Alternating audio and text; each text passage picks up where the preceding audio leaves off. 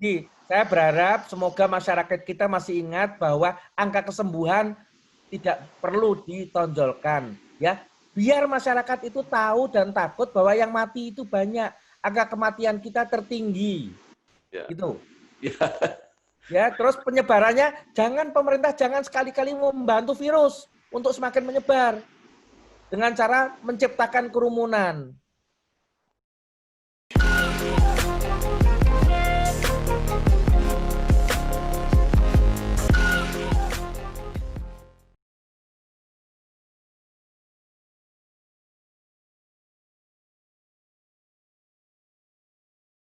Assalamualaikum warahmatullahi wabarakatuh. Bersama saya Bambang Sadono di channel Inspirasi Jawa Tengah. Mudah-mudahan channel ini tetap bisa memberi inspirasi, motivasi, edukasi, informasi, dan syukur bisa membantu solusi. Saya sudah bersama dengan Profesor Dr. Zainal Mutakin, PhD, spesialis bedah saraf, Guru Besar Bedah Saraf Fakultas Kedokteran Undip. Saya akan mewawancari beliau dalam konteks beliau adalah seorang tenaga kesehatan senior dan pernah terpapar COVID-19. Prof. Zainal, apa kabar? Baik, Pak Bambang Sadono. Selamat pagi semua pemirsa video ini. Ya, Prof. Ini kan sudah sekitar 9 bulanan lah, ya, termasuk bulan ke-10, Pak, sekarang ini. Prof. Zainal sendiri pada bulan April ya, mengalami terpapar COVID itu. Ya, bulan kedua. Ya. Rasanya kok makin lama makin makin merajalela ini penularan COVID ini. Nah, pertanyaan saya, apakah selama ini baik di bidang penanganan medisnya maupun di masyarakatnya yang sumber penularan itu tidak ada perbaikan-perbaikan. Kenapa terus meningkat terus ini penularannya, Prof? Jadi mestinya kita dalam hal ini pemerintah juga, masyarakat juga. Jadi ini penyakit kan penyakit komunal, pandemi. Ini mengenai semua orang. Jadi menjadi tanggung jawab bersama baik pemerintah maupun masyarakat. Jadi dengan situasi yang kita hadapi mestinya kita mau untuk melihat ke belakang, apa sih yang salah dengan kebijakan yang selama ini diterapkan dalam penanganan pandemi ini. Ya, di negara lain sudah ada yang selesai terus masuki tahap kedua, fase kedua. Tetapi kita fase pertama ini tidak pernah selesai. Ya, bahkan yang kita lihat jumlah kemarin pengumuman pemerintah dari Satgas COVID menyenggangkan sekali. Peningkatan itu dalam satu hari bertambah 8.600-an orang. Dan tertinggi itu Jawa Tengah termasuk wilayah dengan peningkatan jumlah kasus yang tertinggi. Ya, Prof. Kita mencoba mulai dari sumber-sumber penularan. Kalau dilihat pengalaman Prof. Zainal sendiri, itu kan pernah terjadi penularan begitu massal ya, kalau nggak salah sekitar 46 tenaga kesehatan. Betul. Sekarang yang di klaster itu kan sudah agak turun kelihatannya. Nah, betul, karena bukan turun, Mas. Di klaster lainnya naik. Yang lainnya bertambah, klaster keluarga, klaster kerumunan, pasar, pilkada. Minggu depan nanti ada klaster pilkada. Nah, maksud saya mungkin kan di setiap klaster itu ada pembelajaran. Mungkin di klaster tenaga kesehatan ini yang paling cepat menyesuaikan barangkali. Apa begitu, Pak? Ya, saya akan tampilkan cerita sedikit tentang waktu saya dan teman-teman itu terpapar, apa yang dilakukan. Ya. Jadi ini ada slide sedikit saya sampaikan, boleh, Mas ya? Boleh, Bro. Ya. Oke. Ya. Jadi di sini ada semacam awal sampai akhirnya seperti apa. Jadi berangkat dari adanya pasien yang kita operasi di rumah sakit yang ternyata pasien itu berasal dari daerah yang waktu itu disebut zona merah itu adalah sekitar Jabodetabek. Jadi pasien dari Bekasi. Nah, akibat tindakan yang kita lakukan pada pasien itu beberapa hari kemudian itu salah satu anggota tim saya mengalami demam. Jadi yang kita lakukan apa? Kalau ada masalah seperti itu terpapar, yang dilakukan adalah tracing. Jadi dan testing. Kita minta rumah sakit untuk mengetes. Ya, 3 staf yang dalam satu tim dites, ternyata satu hasilnya positif. Karena satu positif, maka di tracing terus, Mas. Di tracing, maka ada dalam satu tim besar, saya dan para spesialis yang ada dalam satu departemen, karena kita duduk bersama setiap hari, siang hari, makan siang bersama, maka kita semua dites, dan residen itu juga kumpul di ruangan residen dan makan siang bersama.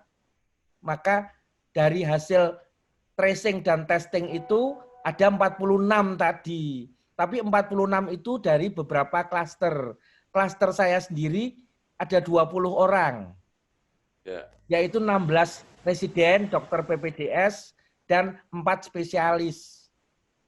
Ya, kenapa testing ini penting? Ya, testing ini menjadi kunci ya, dan tracing itu menjadi kunci untuk menghentikan penularan. Karena 80% yang tertular itu tidak bergejala. Jadi kami semua bukan karena ada keluhan terus dites. Karena kami termasuk kelompok yang terpapar, bukan oleh pasien langsung, tapi oleh staf yang ternyata positif. Iya, iya. Ya, jadi tracing ini penting sekali. Coba kita lihat sekarang kenyataannya di lapangan. Ya, testing kita itu walaupun sudah cukup banyak, oke lah Jawa Tengah banyak, Jawa Barat banyak, terbanyak DKI. Tetapi jumlahnya masih belum memenuhi standar yang diharapkan WHO. 1 orang setiap 1.000 populasi setiap 1 minggu. Ya, di Indonesia saat ini jumlah testing yang dilakukan pernah naik sampai sekitar 30-an ribu, tapi sekarang ini turun lagi jadi 20.000 per harinya testingnya. Padahal kalau dilihat jumlah populasi Indonesia, menurut WHO kita butuh untuk tes itu hampir 40.000, 38.000 berapa gitu. Ya. Yang harus dites. Gitu. Terus tracing kita lemah sekali. Aturan WHO kalau satu kasus positif harus di tracing minimal sampai 30 orang. Ini ketemu siapa, kumpul di mana sama siapa, segala macam. Itu aturan WHO 30 orang. Ya. Faktanya di Indonesia, di Singapura itu tracingnya sampai 70 orang, Mas. Ya. Prof, bisa nyala saya, Prof. Ya. Apakah itu ada hubungannya dengan kultur masyarakat kita? Justru kalau terkena itu banyak yang malu atau menyembunyikan sehingga dia nggak mau cerita. Betul, itu salah satunya. Malu menyembunyikan itu karena ada semacam stigmatisasi dari pasien COVID. Tapi sekarang sudah berkurang itu. Dulunya kan jenazah aja dimusuhi. Jenazah itu tidak boleh, ya diharamkan untuk dikubur di daerah tertentu, di tempat kampung mereka, karena ditakutkan nanti menjadi sumber penularan. Itu jenazah yang sudah terbungkus rapi, apalagi kalau orang hidup yang tertular. Padahal faktanya yang sekarang jadi sumber penularan itu bukan orang yang di rumah sakit, Mas. Yang di mana-mana, di lapangan, di keluarga kita, di mana yang orang ketemu orang, kita tidak tahu yang di depan kita ini, yang kita nggak kenal, itu pembawa atau bukan. Dia OTG atau bukan, kita nggak tahu. Prof. Karena tracing kita itu sekitar 1-9 orang saja, Mas. Tracing yang dilakukan di Indonesia. Ya, Prof, sedikit lagi. Ini banyak kasus ya, justru di kalangan pemerintah, di kalangan pejabat, itu sering juga menyembunyikan. Bahkan di suatu instansi ketika masyarakat tahu bahwa di situ beberapa orang terkena, mereka tutup mulut semua, nggak mau cerita. Gimana caranya mengatasi ini, Bro? Ya, kita harus berusaha, artinya gini ya, Ini itu pandemi. Untuk mengatasi pandemi bukan ngobatin. Ngobatin itu bagian akhir. Untuk yang bergejala kurang dari 20% yang di rumah sakit, itu serahkan pada dokter tugasnya. Tapi tugas kita bersama untuk bagaimana mencegah penyebaran dari yang 80% orang yang tidak bergejala itu. Jadi pertama harus di tracingnya harus jelas siapa yang terpapar, kalau bisa dites ya dites. Tes itu diutamakan bukan untuk memastikan dia sudah negatif, bukan.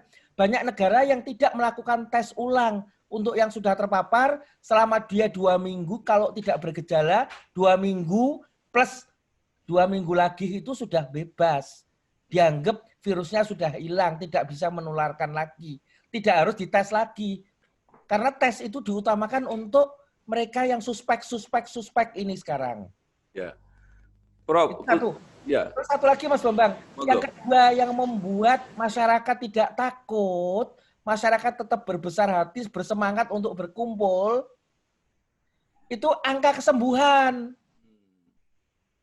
Jadi pemerintah ini tiap hari mengumumkan angka kesembuhan. Di banyak negara angka kesembuhan, kenapa sih perlu diumumkan? Yang diumumkan itu yang mati berapa? Dari yang masuk rumah sakit itu berapa orang, kemudian yang tidak tertolong, yang mati itu berapa? Itu harus diumumkan supaya membuat masyarakat takut. Kalau kita tidak membuat masyarakat takut, ya sekarang faktanya apa yang kita lihat. Karena yang ditonjolkan angka kesembuhan.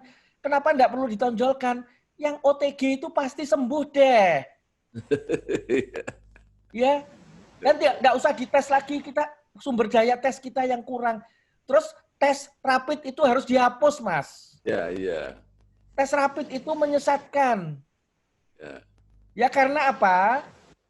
Pertama, ya untuk bisa menjadi positif seseorang itu setelah terpapar harus nunggu sampai antigennya terbentuk, itu minggu kedua.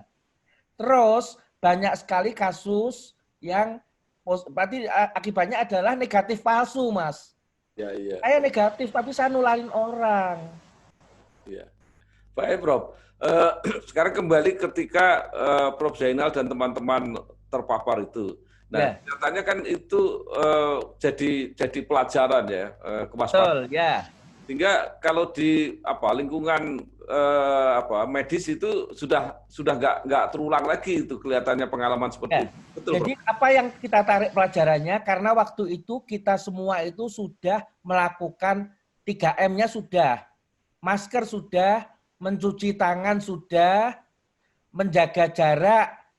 Nah, itu juga sudah parsial sebagian lah. Tapi kalau di meja kamar bedah, walaupun dengan perlindungan, pakai masker dan sebagainya, kita akan berdekatan. Terus apa yang kita tarik? Ternyata setelah kita selesai melakukan tugas, kita kembali ke kantor kita makan siang bersama, duduk bersama di ruangan yang waktu itu belum terfikirkan, ternyata ventilasi berperanan. Ruangan kita semua ruangan AC tanpa sirkulasi udara luar, dan itu membahayakan ternyata. Ya, banyak kejadian dilaporkan dari Wuhan sendiri, dari Korea, dari semua kasus-kasus di mana dalam ruang tertutup, sirkulasi udara pakai AC, tidak ada jendela dibuka, itu berbahaya sekali. Kalau satu orang di ruangan itu kena, lainnya akan mendapatkan virus viral load, terpapar oleh virus yang jumlahnya tinggi. Sehingga sekarang langkah kita berusaha di semua tempat kita berkumpul, ruangan kantor kita ada jendela yang dilepas, ada kaca yang kita lepas untuk supaya sirkulasi udara masuk, itu bisa mengurangi kadar virus di ruangan itu kalau ada satu yang membawa virus. Ya, ya, Prof. Jadi kalau di lingkungan instalasi medis gitu sudah lebih aman ya, Prof, sekarang. Ya dari dulu sebenarnya aman, Mas. Ternyata kita yang pada tertular tenaga dokter itu lebih banyak tertularnya bukan di rumah sakitnya, tapi pada kegiatan-kegiatan lainnya, Mas, sekarang ini.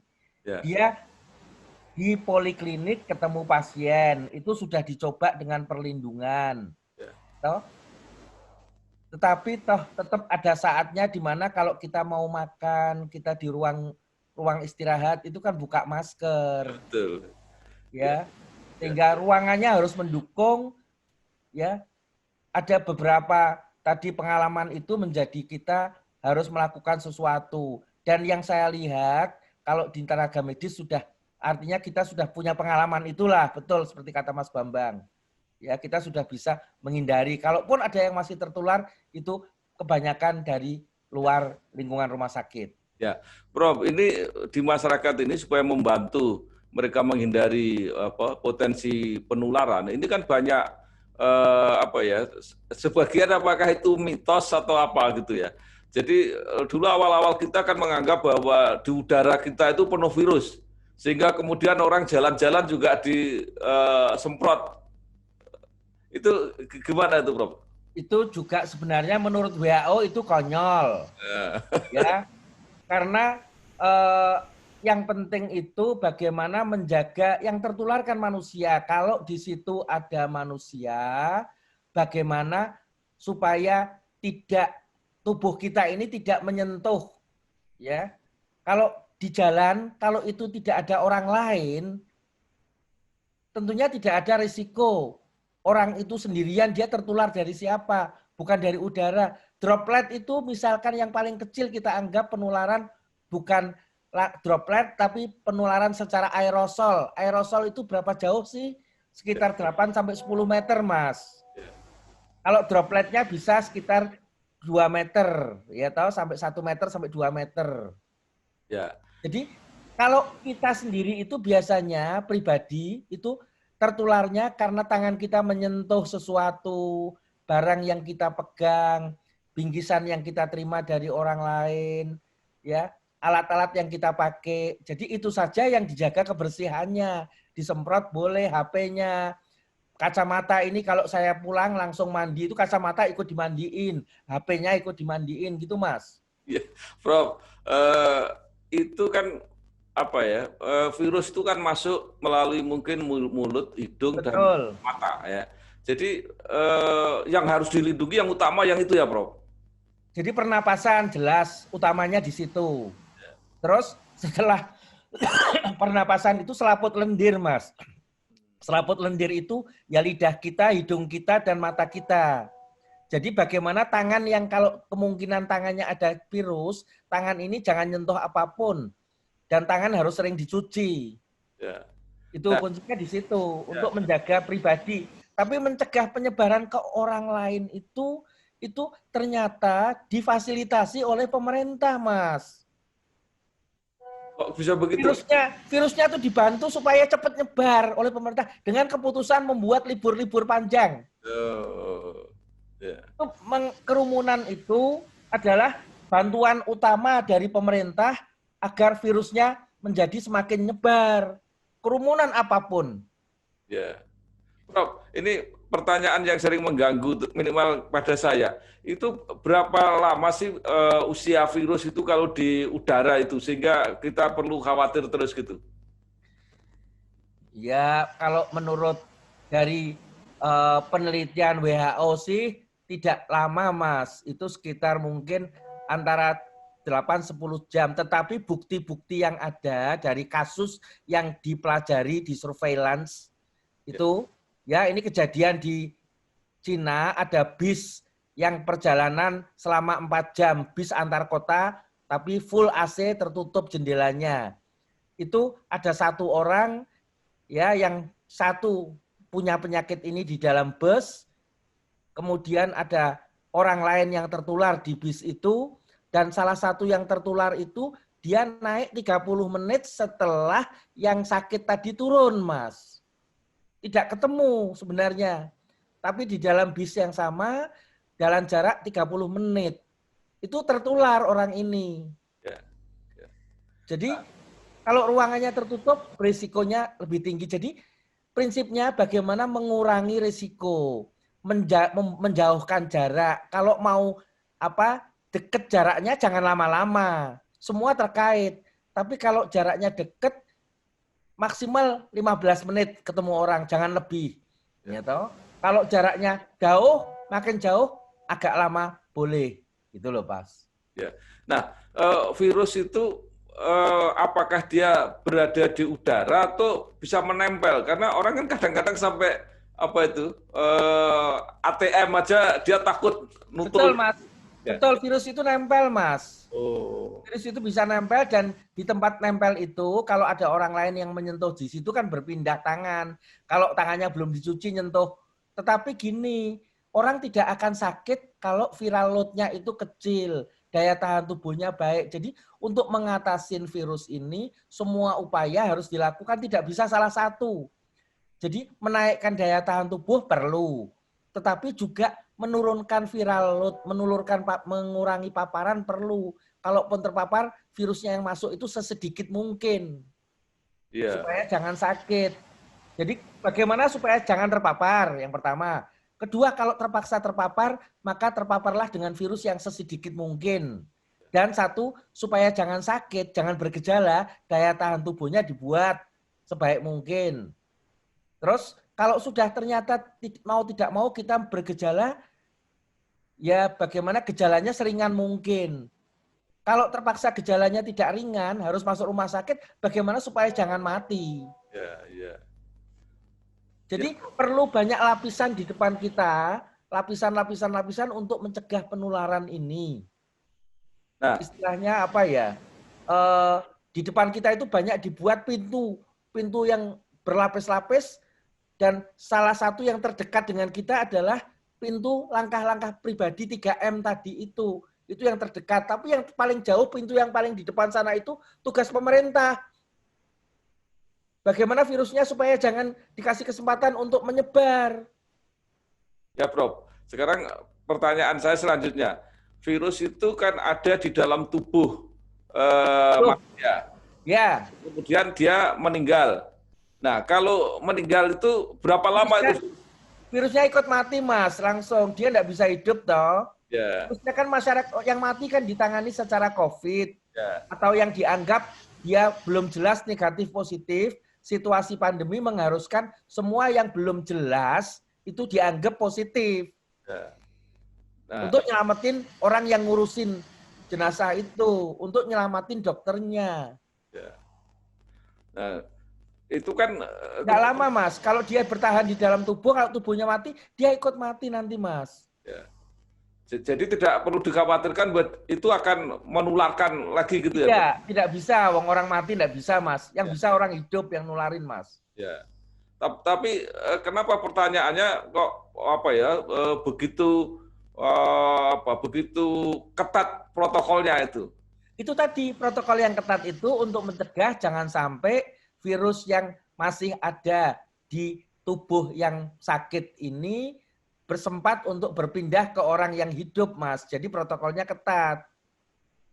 Ya, baik Dok. Sekarang kembali ketika Prof Zainal terpapar itu apakah bisa sembuhnya bareng-bareng semua atau tergantung dari apa ketahanan masing-masing, Prof? Kebetulan kami kan tidak bergejala semua. Waktu itu masih dilakukan tes untuk membuktikan sudah negatif belum. Jadi setelah lewat 2 minggu dari terpapar, dari sakit, dari positif, itu kita dites ulang. Ya, Ya, tes ulang ini tidak bersamaan, Mas. Rata-rata minggu ketiga itu sebagian besar di situ mungkin ada 60-70% di minggu ketiga sudah negatif.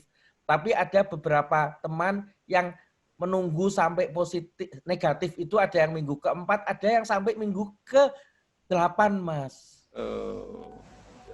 Tidak sama bareng negatif, tetapi sekarang diketahui bahwa pokoknya kalau sudah lewat 2 minggu orangnya sehat, tidak perlu dites, itu dianggap virus yang di tubuhnya sudah tinggal, istilahnya kalau dites mungkin bisa saja masih positif, tapi itu bukan virus yang utuh, tapi sisa-sisa body atau tubuh virus yang masih memberikan reaksi positif, tapi tidak bisa nularkan ke orang lain. jadi apa bisa disimpulkan setelah di swab positif kemudian 2 minggu tidak ada apa-apa itu berarti aman gitu, Prof? Sementara kata WHO begitu, tetapi pemerintah kita untuk menjaga, maka lebih aman lagi diminta oleh semua yang sudah lepas boleh pulang ke rumah ini untuk menambah 1 minggu isolasi mandiri di rumah. Tetapi satu hal informasi baru lagi dari teman-teman yang tempo hari sempat terpapar itu, ada beberapa orang yang pada bulan ini atau bulan kemarin itu terpapar dan menjadi positif lagi, Mas. Nah, itu juga yang mau saya tanyakan. Jadi Ya, artinya tidak jaminan kalau sudah negatif itu tidak bisa terpapar lagi ya, Prof? betul ya. Jadi kita melihatnya seperti ini, bahwa yang namanya kekebalan itu bersifat musim, semusim, sementara. Ya, virus corona ini termasuk kelompok virus yang menyebabkan flu. Ya, sama virusnya. Hanya anunya strainnya berbeda, tapi jenis virus corona juga. Itu di negara yang punya musim dingin, di Jepang dan di Eropa, itu setiap tahun untuk kelompok yang rentan, kelompok usia tua dan sebagainya yang punya komorbid, dilakukan vaksinasi ulang setiap tahunnya pada saat menjelang musim flu. Ya. Artinya bahwa kekebalan itu tidak bertahan tahunan, enggak. Kita sepakat sementara ini banyak informasi mengatakan itu paling lama 3 bulan, Mas. Prof, ada juga yang mengatakan bahwa kenapa orang bisa kambuh atau bisa positif lagi itu karena virus COVID-nya itu bermutasi, artinya ada virus-virus model baru, benar nggak, Prof? Betul, jadi virus flu itu, kenapa kekebalan itu bertahan sementara, salah satu penyebabnya adalah perubahan genetik virus. Jadi virus ini cepat berubah, menyesuaikan dengan situasi, Mas. Iya, iya, iya. Jadi yang namanya vaksinasi bukan andalan. Vaksinasi adalah salah satu cara untuk mengurangi penyebaran. Tetapi kunci utama mencegah penyebaran tetap ada pada 3M plus 1, Mas. 3M ini adalah, satu lagi adalah kerumunan. Jangan mendekati kerumunan, hindari kerumunan. Jadi ada 4 mestinya. Masker, mencuci tangan, menjaga jarak tadi ya, Ya, dan bagaimana jangan berada di kerumunan. ya. Baik, Prof. Ini yang menyangkut bagaimana mencegah dan menyembuhkan tadi. Sekarang yang menarik ini tentang vaksinasi. Ya, ya. Eh, Pemerintah kan mau menyiapkan vaksinasi. Ini banyak pertanyaan-pertanyaan di masyarakat. Itu siapa yang mendapat prioritas lebih dulu untuk mendapat vaksinasi ini? Lah, jadi gini, eh, informasi tentang akan adanya vaksinasi yang disebarluaskan oleh banyak menteri mau ngomong semuanya, banyak pimpinan daerah ngomong semuanya, itu juga bisa semacam menjadi seolah-olah vaksin itu peluru perak yang akan menghabiskan, nantinya mematikan semua virus itu. Tidak, Mas. Ya, kita nggak boleh berpikiran ke sana. Itu hanya salah satu upaya ya, vaksinasi itu untuk menghambat proses penularan. Tetapi kunci dari upaya menghambat penularan adalah pada diri kita masing-masing, 3M dan kerumunan tadi. Ya. Ya. Jadi yang ditanyakan Mas Bambang tadi apa? Nah, gini, jadi ini kan vaksinasi akan dilakukan, tapi Ya, betul. jumlahnya terbatas. Kalau Betul. itu bisa jadi masalah secara politik sosial, tapi kalau sudah Betul. Jadi pengalamannya gini, tiap tahun kan ada program vaksinasi untuk anak itu loh, kita sudah rutin melakukan pekan imunisasi. Itu ya, pernah ada kan, tiap tahun ada. Itu memakan waktu hampir 1 tahun untuk menyelesaikan pekan imunisasi nasional di seluruh Indonesia, terutama di daerah-daerah terpencil, Mas. ya, Padahal itu sasarannya hanya sekitar antara 10 sampai 20 juta orang. Dan itu vaksinnya, polio contohnya, vaksinnya kan diteteskan di mulut, tidak disuntikkan. Nah, ini vaksin yang harus disuntikkan. Vaksinnya ini untuk berapa ratus juta orang, rencananya lebih dari 100 juta orang. Jadi pastilah ya kondisi situasi negara kita yang berpulau, dan ada yang untuk mencapai satu desa wilayah di Kalimantan, di Sumatera itu perlu perjalanan darat, perjalanan sungai yang makan waktu lebih dari 8 jam. Ya. Ya, itu pasti akan butuh waktu yang panjang untuk vaksin ini. Prof. Nah, tadi yang ditanyakan Mas Bambang, prioritas. Ya. Prioritas tentunya yang paling beresiko untuk terpapar. Satu. Yang kedua adalah yang kalau seandainya terpapar beresiko untuk masuk rumah sakit. Untuk bergejala tadi. Jadi yang berisiko untuk terpapar adalah semua yang dia mau tidak mau terpaksa harus berkerumun atau dia berkeliling kemana-mana. Dokter, tenaga medis itu dia berisiko karena ketemu pasien di rumah sakit. Terus dia harus menolong orang, dia harus bekerja rutin, kerjanya di tempat yang di situ ada virus. Terus tenaga sosial, tentara, polisi juga pekerjaannya mengharuskan dia untuk keliling kemana-mana, tidak bisa diam di rumah. Itu yang pertama. Yang kedua adalah yang kalau terpapar itu risikonya bisa masuk rumah sakit, yaitu mereka yang usia tua, ya. Terus dan satu lagi yang punya penyakit bawaan, komorbid, ya, penyakit sebelumnya. Itu Mas, itu prioritas saya rasa. Terus jangan mulai melangkah ke membuat paparan baru, contohnya dengan dibukanya sekolah. Sebelum kita siap betul, ya, dengan semua precaution, prevensinya, tetap sekarang ini yang namanya Perhimpunan Dokter Anak Indonesia masih tidak setuju untuk memulai sekolah langsung tatap muka, ya, terutama untuk anak-anak yang masih muda usia. Ya Dok, ini terakhir pertanyaan saya. Ini kan tren ini kan mendaki terus ya, menaik terus ini. Itu. Nah, kalau menurut pertimbangan perkiraan medis dengan prediksi antisipasi ada vaksin dan sebagainya, itu kira-kira puncaknya terjadi kapan dan kira-kira kapan mau menurun? Dok? Ya, kalau untuk Indonesia, kalau pemerintah tidak mengambil kebijakan yang ketat untuk menghadapi pandemi, setengah-setengah, di satu sisi pengen ekonominya tidak mati, betul. Tetapi ya pemerintah kan sudah keluar uang banyak untuk mensubsidi ini, subsidi itu. Jadi mestinya ya supaya ada hasilnya, ya jangan dikasih kesempatan virusnya menyebar. Ketat sekali dalam soal kerumunan. Ketat sekali, testingnya diperbaiki. Ya, jangan sampai ada daerah dikasih zona hijau atau zona kuning hanya karena tesnya sedikit. Jadi yang terpapar suspeknya banyak, tapi suspek itu tidak bisa dites. Itu jangan sampai memberi warna daerah berdasarkan jumlah yang positif. Kalau tesnya sedikit, otomatis yang positif juga akan sedikit. Jadi jangan sampai ada ilusi bahwa itu aman. Ya, ilusi aman itu antara lain tercipta juga masyarakat merasa mau, yang sembuh banyak kok, itu loh tadi. Jadi testing ditingkatkan, tracingnya ditingkatkan sesuai kehendak atau sesuai pedoman WHO, terus juga kesempatan virus untuk berkembang biak, untuk menyebar jangan diberikan.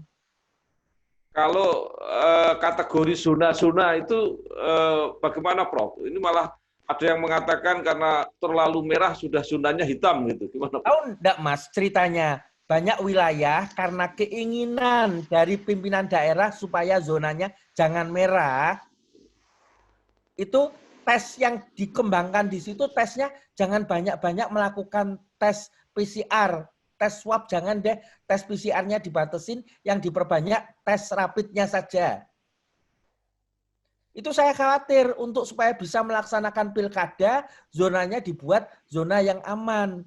Dengan cara tadi memberikan ilusi kepada masyarakat bahwa daerah itu aman dengan zonasi. Jadi terus terang saya tidak sepakat karena tes kita yang lemah, tidak merata, maka zonasi itu tidak boleh ditonjolkan merah, kuning, hijau. Karena banyak yang hanya dasarnya karena jumlah tesnya sedikit, akibatnya yang positif juga sedikit jadi zona hijau. Padahal itu menipu. Baik, Prof. Terima kasih sekali Profesor Dr. Zainal Mutakin, PhD, spesialis bedah saraf.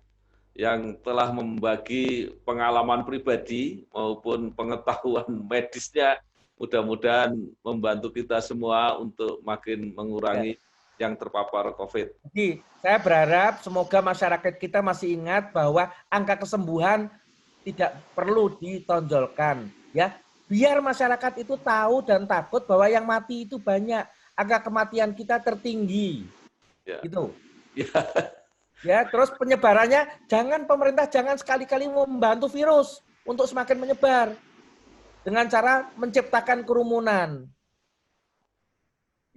Itu Mas. Prof, terima kasih sekali. Sama-sama Pak Bambang. Selamat semoga bermanfaat. Bertugas berjuang, matur nuwun. Terima kasih. Assalamualaikum warahmatullahi wabarakatuh. Di Semarang, salah seorang warga yang aktif menjadi pegiat media baru atau YouTuber adalah Bambang Sadono, mantan anggota DPR RI periode 2004-2009 dan anggota MPR periode 2014-2019.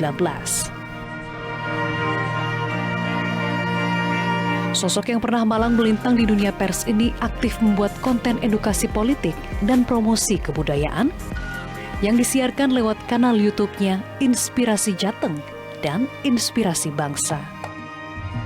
Konten yang ia unggah pun mendapat respon positif dan animo yang cukup besar dari masyarakat Jawa Tengah.